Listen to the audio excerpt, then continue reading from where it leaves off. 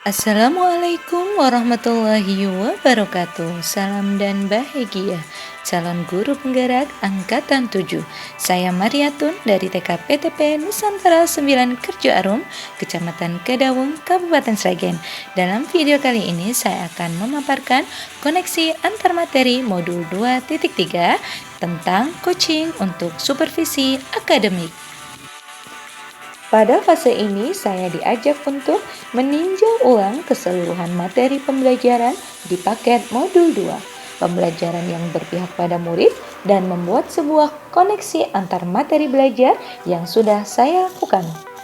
Dengan menjawab pertanyaan-pertanyaan yang dapat membantu saya untuk membuat kaitan-kaitan tersebut. Pertanyaan yang pertama yaitu, bagaimana peran saya sebagai seorang coach di sekolah dan keterkaitannya dengan materi sebelumnya?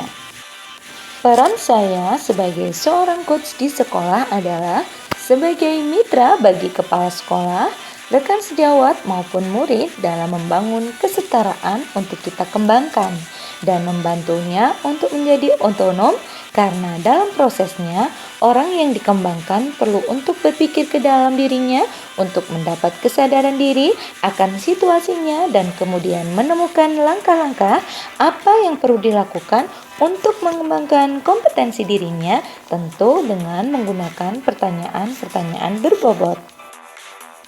Inilah keterkaitan coaching dalam supervisi akademik dengan pembelajaran berdiferensiasi dan juga pembelajaran sosial emosi. Dalam pelaksanaan pembelajaran berdiferensiasi dan pembelajaran sosial emosi, tentu pihak-pihak yang terlibat di sini, terutama kepala sekolah, guru, dan murid, akan menemui berbagai hambatan. Nah, di sini peran coaching dalam supervisi akademik untuk mencari alternatif solusi terbaik dari hambatan yang dihadapi baik dari kepala sekolah, guru, maupun murid. Pemikiran reflektif terkait pengalaman belajar. Yang pertama, materi yang baru saja saya peroleh yaitu materi coaching untuk supervisi akademik. Yang kedua, emosi-emosi yang saya rasakan terkait pengalaman belajar. Senang karena telah menerima materi yang luar biasa. Takut karena akan melaksanakan praktik coaching bersama CGP lain. Lega ternyata akhirnya saya mampu menyelesaikan praktik coaching bersama kelompok di CKB CGP Angkatan 7 yang lainnya. Yang ketiga, yang sudah baik berkaitan dengan keterlibatan diri saya dalam proses belajar, yaitu berkolaborasi dengan teman calon guru penggerak dalam praktik coaching.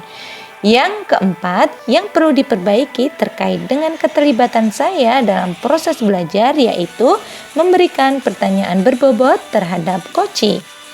Yang selanjutnya, keterkaitan terhadap kompetensi dan kematangan diri pribadi dengan praktik coaching sangat membantu saya dalam meningkatkan kompetensi dan kematangan diri saya untuk terus bermitra dengan orang lain sebagai komunikasi pembelajaran antara guru dan murid.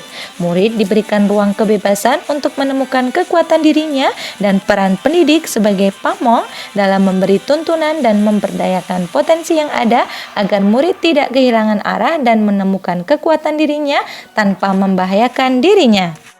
Analisis untuk implementasi yang pertama, pertanyaan kritis.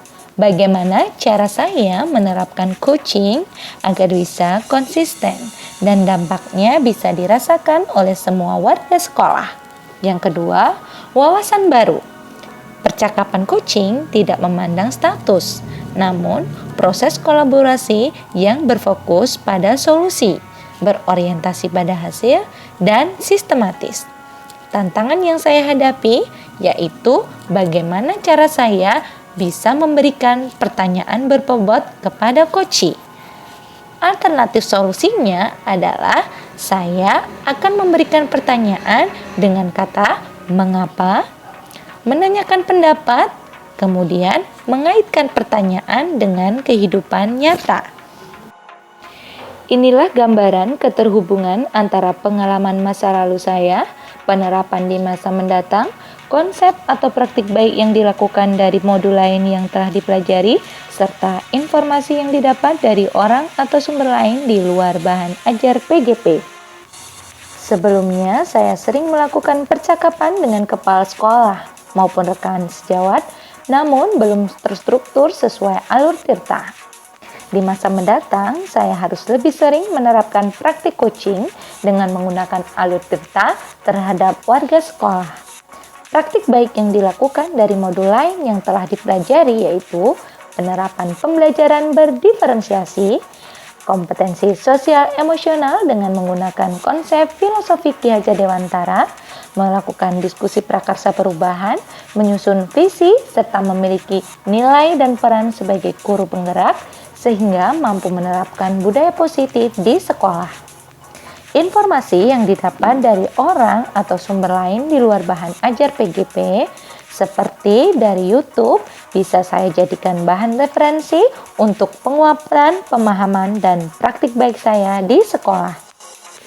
Demikian tadi pemaparan koneksi antar materi modul 2.3 tentang coaching untuk supervisi akademik. Kurang lebihnya saya mohon maaf. Akhirul kalam, wassalamualaikum warahmatullahi wabarakatuh.